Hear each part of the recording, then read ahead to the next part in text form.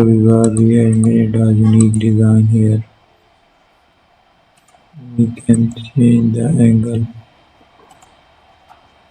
and radical as well.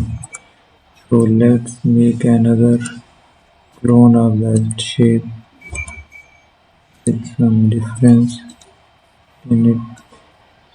Now I will add a layer style into that shape. Still we will keep making the new designs. Explore the more and more options here. I will take another one.